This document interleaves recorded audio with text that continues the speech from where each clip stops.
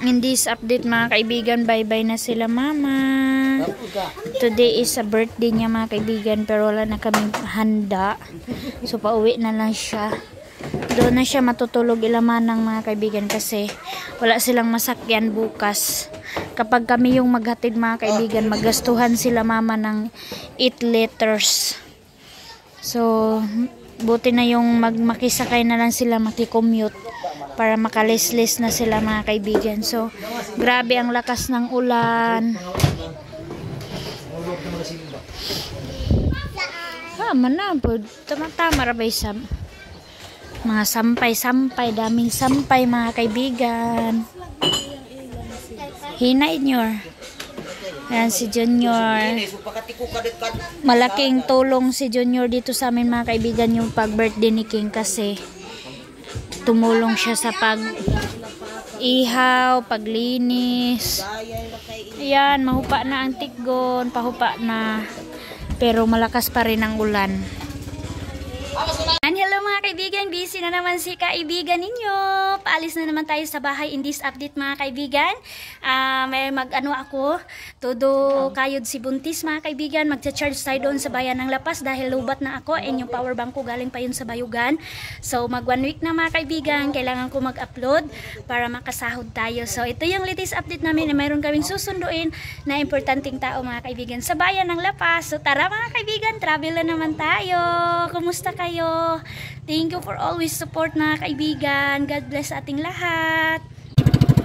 So yan mga kaibigan, nakisakay lang kami kay mama. Kanila mama to na travel papuntang bayan ng Lapas. So makisakay po ako mga kaibigan para maka-charge tayo doon and maka-update tayo sa latest update sa buhay namin dito sa Agusan, Mars.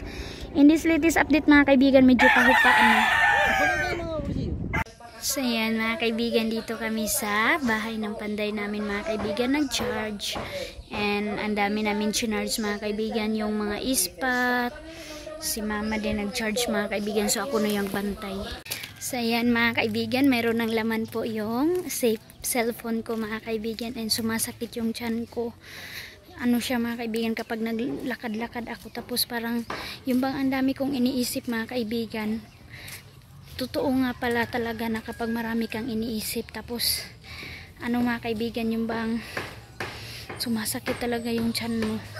Yung bang nag-iisip ako mga kaibigan sa mga kailangan, lalong-lalo na ngayon na mayroon akong mga kailangan sikasuhin or kailangan kong mga kunti-kunti mga kaibigan ng mga problema. Sumasakit yung tiyan ko. Tapos kapag ano ako mga kaibigan, yung nag-imot-imot ako, parang nararamdaman talaga ng baby kasi sumasakit yung tiyan ko, lalong-lalo na ngayon. Grabe ang sakit. Papunta kami ngayon sa bayan ng Lapas mga kaibigan. Mayroon na namang mabubuting puso na nagbigay ng tulong sa aking kapatid. Salamat sa panood ma'am sa update sa aking sister-in-law. Nagbigay po siya ng tulong mga kaibigan, tamang-tama mayroon ng laman yung cellphone ko. I-claim ko na lang siya mga kaibigan para ma-save ko na yung panggasolina. So maibigay ko sa kanya yung bigay ni ma'am. So si ma'am po, alam niya po, hindi po siya magpa-mention. Yung nagbigay sa akin ng relief goods para mabigay ko sa tikgon, siya din po yung nagbigay para sa kapatid ko. Grabe ang bait niya talaga mga kaibigan. More blessings sa iyo ma'am, and lalong-lalo sa buong pamilya. Ingat kayo always sa work and thank you for the blessings. Wala po kami maibalik sa mga kabutihan sa tulong ninyo, kundi mga prayer na lang po talaga. So God bless and more blessings sa inyo po ma'am. Maraming salamat.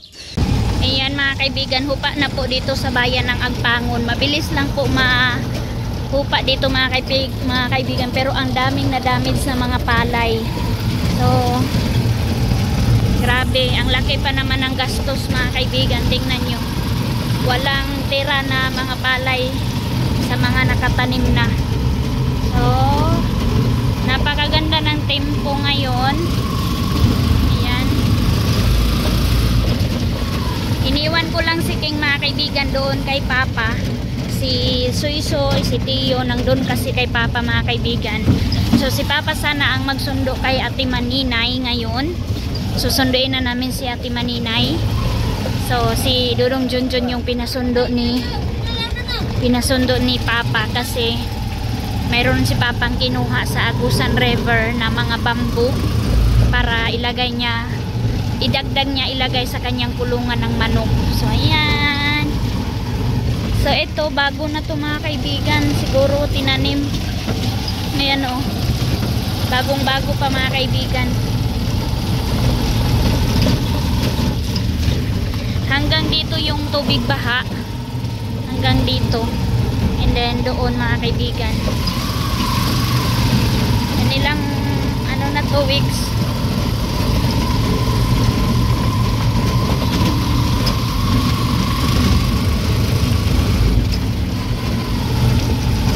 Yung iba mga kaibigan na medyo malaki-laki na. Ayan, buhay na oh. Yung bago lang tinanim mga kaibigan yung napatay kasi hindi nila kinaya yung tubig.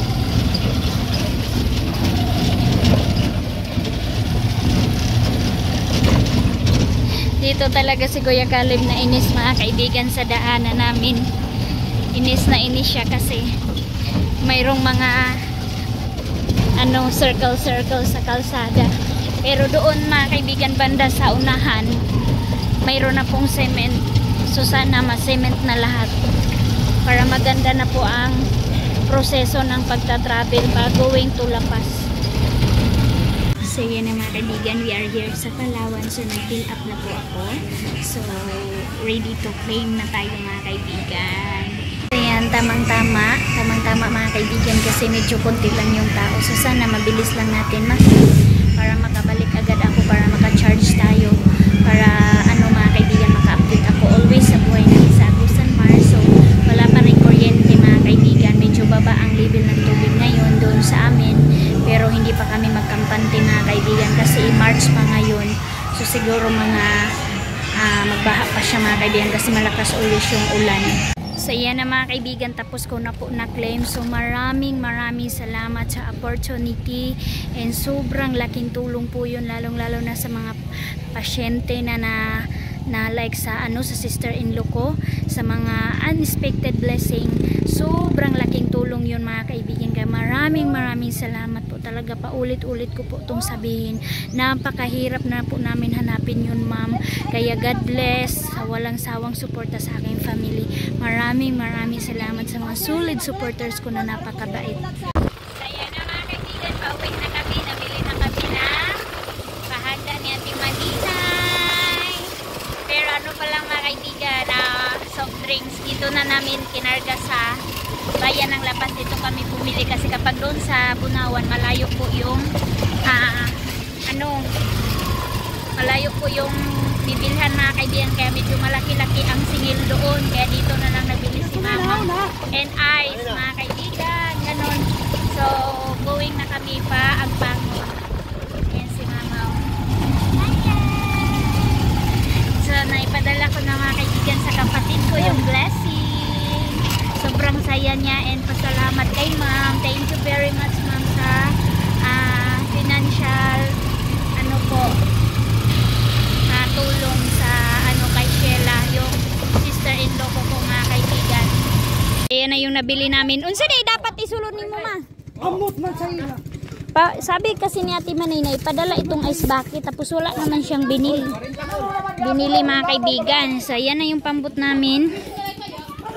Si Ate Maninay, doon na namin sila kunin sa baba kasi nandun sila sa bahay ni Uncle Tani, nagstay muna kasi napakainit pa mga kaibigan and mainit pa din yung travel namin ngayon. So habang nag-arrange si Dudong Junjun, nagbaktas na kami mga kaibigan para puntahan namin sa Ate Maninay. So kukunin pa namin yung mga chinarge namin dito. Oo. We are here. Dito na kami sa aming palagi charge ang aming mga sipi dahil brown out pa kami doon. Hala, gidala kay dahil nasakyan na ni Soy Soy. Gaan ra ba hinuni yan? Hala. Kapunta na dito ang sasakyan ni Soy Soy mga kaibigan kasi sabi ni Ate Maninay, ano daw to ko, nakakuha daw ito ng space doon kay Ate Hak, hindi naman magagamit. So eto na, wow! Mga gamit ni Kuya. Ayan na. Ayan na sila dito. Kaya tayo mga kaibigan. Hello, Kuya! Hello! Welcome back, Kuya! So yun si Dudong Junjun mga kaibigan. Nagsimula na naman sa pagkatala-tala. Oh my God! Madaot!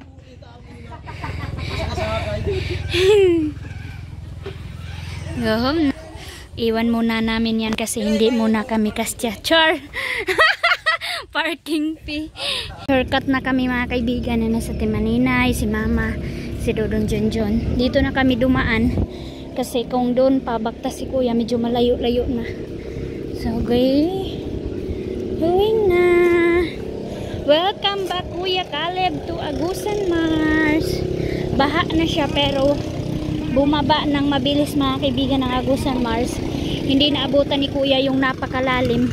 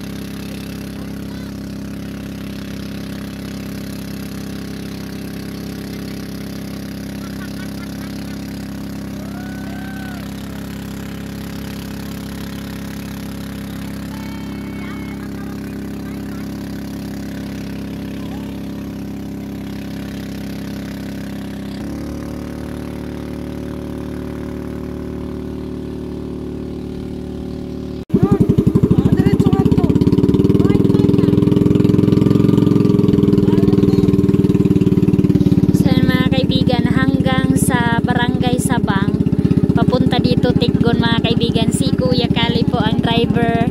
Tina-drive ni Dudong Junjun, sobrang saya. Tinanggalan kay dahil ni Papa.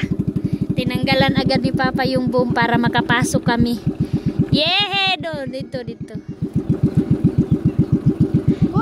Yay! Welcome. Si Papa. Patay na kuno. Patay na. Dili kay ipalong di kay. No.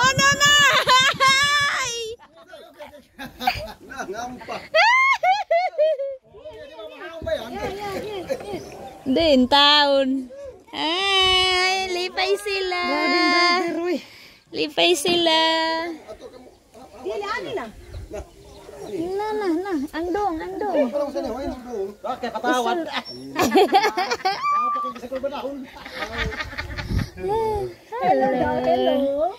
Hello.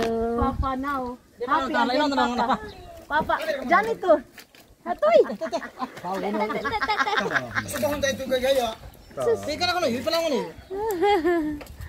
Ay, kabisi ang all. Nagkarating na kami. Sobrang happy mga kaibigan. So, grabe ang travel. Hello. Kiss Kuya. Yay! Pagkuhan ka daddy na.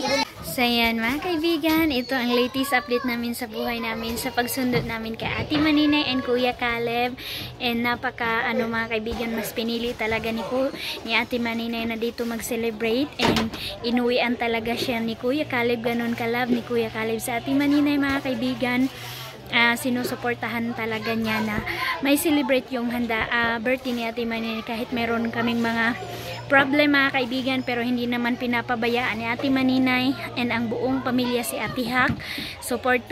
Suportado pa rin mga kaibigan, and sobrang ano nito mga kaibigan, experience talaga to kasi merong challenge yung family nila Ate Maninay, and lalong lalo na mga kaibigan sa akin, kaya hindi din dapat tayo maging stop sa happiness natin mga kaibigan, sa mga kailangan i-celebrate mga kaibigan kahit merong problema, basta importante hindi pinabayaan yung mga problema mga kaibigan. So ayan na, nakarelax na si Kuya Caleb. Sobrang tuwa, sobrang saya namin na nakita namin si Kuya na nag-drive ng pambok. Ayan, welcome dito. So sa lahat ng nagsabi sa akin na pinipirahan ko si Ate Maninay at saka si Kuya Caleb, pinagsasalitaan nga ako ni Ate Maninay mga kaibigan, bakit daw hindi ako nagva-vlog kapag nandito daw si Kuya Caleb. And then nung doon pa ako sa Bayugan, sabi ni Ate Maninay na magpaspas ka, magbilis ka mag-vlog kahit 15 minutes habang nandito si Kuya mo Caleb. Kasi mga kaibigan, sobrang ano lang talaga ko, proud ila Kuya Caleb and Ate Maninay na hindi din nila ako pinagbabawalan na makunan sila ng video sa mga update sa mga ganap namin dito sa Agusan Mars. Kapi! Oo. Hindi na kami nakabili ng bread. Ha? Saan mga kaibigan, mag-change muna kami ng damit kasi nabasa kami sa salibo ng balod sa alon dahil malakas din ang hangin. So napakasakit sa balat. Napakasakit sa balat mga kaibigan ng sikat ng araw. So nanibago kami lahat kay Kuya Caleb, pati si Aileen mga kaibigan. Sabi ni Aileen na, bakit parang nagsisigarilyo ulit si Daddy Caleb, kasi matagal na namin hindi nakita si Kuya Caleb na nagsigarilyo. Kaya yan, bihis muna kami and babalik kami mga kaibigan kasi mayroon kami kailangan i-open pasalubong ni Ate Maninay. Ayan, hapon na dito ngayon. Go home na ang mga kids. Yan, malaki na po ang hinupaan in this latest update mga kaibigan. So, ayaw tungtung iking. We are excited mga kaibigan sa latest update sa ganap sa pag-open ng box ni Ate Maninay. Ayan, napakalaki. Grabe mga kaibigan, ano kayang laman. So, nagbaruto pa sila Ate Maninay. Ayan. So nagkatay si Papa ng dalawang bisayang manok para kay Kuya Caleb. Sana all. So ito na. Malinis na dito mga kaibigan. Na ano na nila manong, na finish na nila yung front. Safety na mga kaibigan. Oh. Ayan. Si Dudong Junjun, saan kaya yun punta? O makaano na ka mga kaibigan, hindi ka nakabahan. Saan si Dudong Junjun? Oo, hayak man kayo. Aw, kana, very good man. So yan na, excited na ang all. Sabi ni Dodong Junjun, baka daw may wine. Sis! Hala ka, nice of you. Oh, ang sunset. Oh, nice ang sunset. Pa, alay mo pa! Papa.